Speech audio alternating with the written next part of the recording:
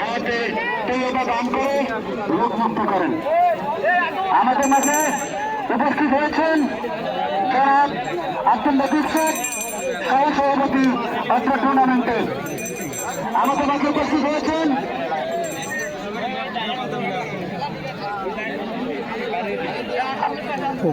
আমাদের মাঝে উপস্থিত হয়েছেন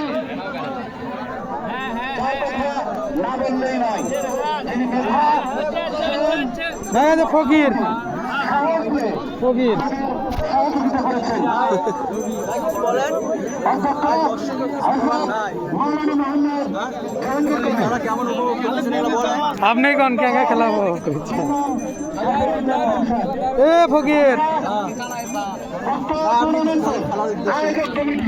খেলা ভালো লাগিছে? ভালো লাগছে, কিন্তু কাল পেলাম না। এই খেলা ছিল